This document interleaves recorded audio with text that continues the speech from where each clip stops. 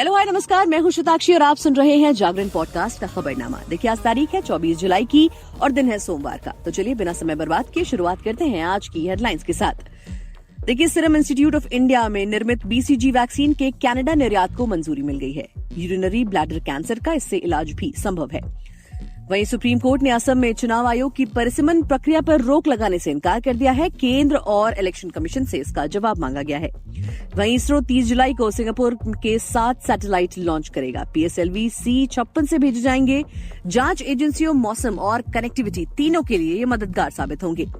वहीं मणिपुर मुद्दे पर चर्चा न होने से जया बच्चन हुई नाराज। वो बोली कि सारी दुनिया बात कर रही, हमारे नेताओं का चर्चा न करना शर्मनाक है। अमेरिका ने साउथ कोरिया भेजी एक और परमाणु पनडुब्बी। नॉर्थ कोरिया भागे सैनिक को वापस लाएगा अमेरिका। वहीं इमरान को कत्ल के केस में भी राहत। सुप्रीम कोर्ट का ऑर्डर 9 अगस्त तक गिरफ्तार न करें। PF पर 8.15% मिलेगा ब्याज। सरकार की मंजूरी 2022-23 के लिए 0.05% बढ़ाया। इंडियन रेलवे में निकली वैकेंसी 21 अगस्त तक करें अप्लाई। 61,500 तक मिलेगी सैलरी। वहीं OMG2 से क्लैश पर सनी देओल बोले, जिस चीज की बराबरी नहीं उसे मत करो। लगान और गदर भी टकराई थी, लेकिन गदर ने ज्यादा पैसे कमाए। वहीं इंडिया वर्सेस वेस्टइंडीज टेस्ट के आखिरी दिन अश्विन लिखेंगे जीत की कहानी। स्पिनर की धुन पर नाचेंगे वेस्टइंडीज बैटर, सिराज को भरोसा। अब खबरें विस्तार से। देखिए, दुनिया भर में यूरिनरी ब्लैडर कैंसर के मामले बढ़ रहे हैं। ये समस्या उन कोशिकाओं में शुरू होती है जो यूरिनरी सिस्टम के अंदर होती हैं। ब्लैडर कैंसर एक ऐसी गंभीर समस्या है जिसे नजरअंदाज कर देना जानलेवा हो सकता है। इस बीच इसके मरीजों के लिए एक अच्छी खबर सामने आई है। आधिकारिक सूत्रों ने 24 जुलाई को कहा कि सरकार ने यूरिनरी ट्रैक्ट के कैंसर के इलाज के लिए इम्यूनोथेरेपी के लिए भारत के सीरम इंस्टीट्यूट में बनी BCG वैक्सीन को कनाडा के निर्यात की मंजूरी दे दी है। अधिकारियों ने बताया कि सीरम इंस्टीट्यूट के निदेशक प्रकाश कुमार सिंह ने भारतीय औषधि नियंत्रक यानी कि DCGI को पत्र लिखकर कनाडा में इम्यूनोथेरेपी के लिए BCG निर्यात करने की मंजूरी मांगी थी, जिसके बाद ये अनुमति अब मिल गई है। वहीं सुप्रीम कोर्ट ने असम में चुनाव आयोग की परिसीमन प्रक्रिया पर रोक लगाने से इनकार कर दिया। सुप्रीम कोर्ट चुनाव आयोग को परिसीमन प्रक्रिया शुरू करने का अधिकार देने वाली कानूनी प्रावधान की वैधता की जांच करने पर सहमत हो गया। साथ ही सुप्रीम कोर्ट ने असम में लोकसभा विधानसभा सीटों के परिसीमन को चुनौती देने वाली याचिकाओं पर केंद्र और चुनाव आयोग से जवाब भी मांग लिया। हालांकि सुप्रीम कोर्ट ने असम में लोकसभा और विधानसभा सीटों के लिए परिसीमन जारी रखने के निर्णय पर रोक लगाने से इनकार कर दिया है। वहीं इसरो श्रीहरिकोटा स्पेस पोर्ट से 30 जुलाई को 7 सैटेलाइट लॉन्च करेगा। जी हां, ये सिंगापुर से 6 अन्य उपग्रहों समेत DSSAR उपग्रह ले जाने वाली PSLV C56 के साथ लॉन्च होंगे। इसरो ने ट्विटर पर जानकारी देते हुए कहा कि सैटेलाइट्स को सुबह 6:30 बजे भेजा जाएगा।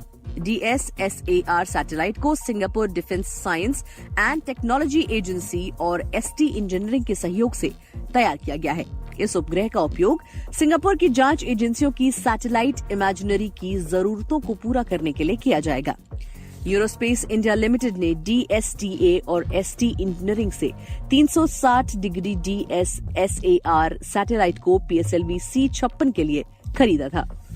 वहीं मणिपुर में महिलाओं को निर्वस्त्र घुमाए जाने को लेकर विपक्ष ने संसद में हंगामा काटा हुआ है। सोमवार 24 जुलाई को सपा सांसद जया बच्चन ने संसद के बाहर मीडिया से बातचीत करने के दौरान कहा कि मणिपुर घटना का संसद में जिक्र न होना बहुत ही शर्म की बात है।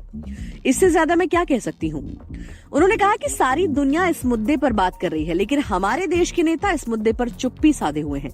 सरकार इस मुद्दे पर चर्चा नहीं करना चाहती। सरकार संसद के अंदर जिन राज्यों पर बात कर रही है वो सभी विपक्षी पार्टी शासित राज्य हैं। सरकार को अपने राज्यों के बारे में भी बात करनी चाहिए। यूपी MP में क्या हो रहा है उन्हें ये बता देना चाहिए। बाकी उनको जो कुछ भी बचा है आगे तो वो भी नहीं बचेगा। वहीं विदेशी खबरों की बात करें तो अमेरिका ने सोमवार को एक और परमाणु पनडुब्बी साउथ कोरिया भेजी है। उसका नाम USS एनापोलिस है। साउथ कोरिया भेजी गई ये अमेरिका की दूसरी परमाणु पनडुब्बी है। देखिए, पिछले हफ्ते अमेरिका ने 1983 के बाद पहली बार साउथ कोरिया में USS केंटकी नाम की पनडुब्बी भेजी थी। तब नॉर्थ कोरिया ने साउथ कोरिया को परमाणु हमले की चेतावनी दे डाली थी। साथ ही कई मिसाइलें भी दागी थी। नॉर्थ कोरिया ने कहा था कि अमेरिका की इन हरकतों से कोरिया में परमाणु जंग का खतरा बढ़ता जा रहा है। एनापोलिस परमाणु पनडुब्बी को फिलहाल जेजू आइलैंड पर डाक किया गया है। एनापोलिस का मेन मिशन दुश्मन के जहाजों और सबमरीन को तबाह करना होता है। वहीं अमेरिका ने कहा कि वो नॉर्थ कोरिया भागे अपने सभी सैनिकों को वापस लाने किम जोंग उन की सरकार से बातचीत कर रहे हैं। वहीं अगली खबर है पाकिस्तान को लेकर। देखिए, पाकिस्तान के पूर्व प्रधानमंत्री इमरान खान इस वक्त कई सारे सवालों के घेरे में हैं, लेकिन अब सुप्रीम कोर्ट से हर केस में राहत मिलने का सिलसिला भी जारी है। सोमवार को हत्या के एक मामले में भी सुप्रीम कोर्ट ने खान की गिरफ्तारी पर रोक लगा दी। ये मामला क्वेटा के वकील अब्दुल रज्जाक के कत्ल से जुड़ा है। रज्जाक की पिछले महीने हत्या की गई थी। वो इमरान के खिलाफ एक अहम मामले में पैरवी कर रहे थे।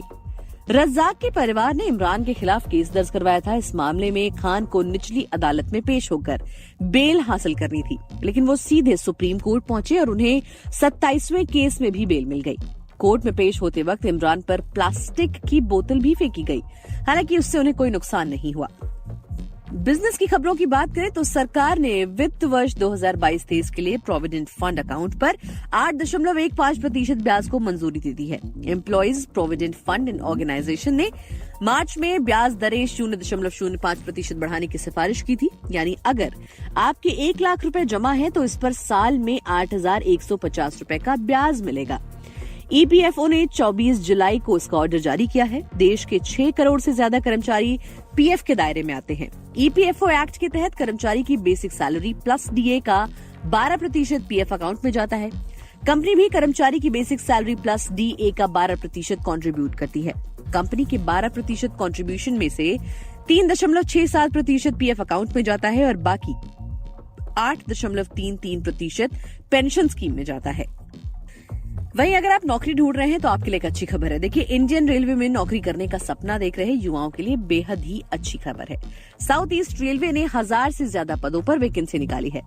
इसके तहत assistant loco pilot technician, junior engineer जैसे पदों पर भर्ती की जाएगी। इसमें शामिल होने के लिए 10वीं पास उम्मीदवार रेलवे की ऑफिशियल वेबसाइट secr.indianrailways.gov.in पर जाकर 21 अगस्त तक अप्लाई कर सकते हैं। उम्मीदवारों का सिलेक्शन रिटन टेस्ट के आधार पर किया जाएगा। सिलेक्ट होने पर उन्हें डॉक्यूमेंट वेरिफिकेशन के बाद फाइनल पोस्टिंग दी जाएगी।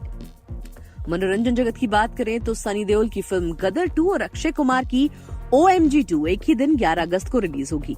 सनी ने दोनों फिल्मों के क्लैश होने पर किया गया सवाल पर कहा है कि उन्हें समझ नहीं आता है कि लोग 2 फिल्मों की तुलना क्यों करते हैं। सनी के मुताबिक गदर की रिलीज के वक्त लोगों ने फिल्म को नकार दिया था, हालांकि उसी वक्त लोगों ने लगान की तारीफ की थी जो गदर के साथ ही रिलीज हुई थी। अवार्ड शो में फिल्म को लेकर मजाक भी बनाया गया था। हालांकि जब फिल्म रिलीज हुई थी तो इसने सभी को चुप कर दिया। सनी ने कहा कि गदर ने तकरीबन 100 करोड़ रुपए कमाए थे, जबकि लगान का कलेक्शन कम ही रहा। सनी का कहना है कि जिस चीज की बराबरी नहीं है उसे ना करना ही बेहतर है। खेल जगत की बात करें तो वेस्ट इंडीज के खिलाफ खेला जा रहा दूसरा टेस्ट मैच रोमांच से भरा हुआ है। कैरेबियाई टीम के सामने जीत के लिए रोहित की पल्टन ने 356 रन का टारगेट सेट किया है। वेस्टइंडीज दूसरी पारी में अपने 2 बहुमूल्य विकेट गंवा चुकी है। मैच का नतीजा किसके पक्ष में जाएगा अभी ये कहना बेहद मुश्किल है। हालांकि टीम इंडिया के तेज गेंदबाज मोहम्मद सिराज के अनुसार टेस्ट के आखिरी दिन रविचंद्रन अश्विन भारतीय टीम की नैया को पार लगाने में सफल ही रहेंगे। दरअसल पोर्ट ऑफ स्पेन में खेले जा रहे दूसरे टेस्ट मैच के चौथे दिन से ही स्पिन गेंदबाजों को मदद मिलनी शुरू हो गई है। रविचंद्रन अश्विन ने अपनी घूमती गेंदों का जादू बिखेरना भी शुरू कर दिया है। अश्विन की फिरकी का शिकार क्रेग ब्रेथवेट और किर्क मैकेंजी हो चुके हैं। इसी के साथ आज के लिए फिलहाल इतना ही। देश और दुनिया की बाकी खबरों को जानने के लिए सुनते रहिए जागरण खबरनामा।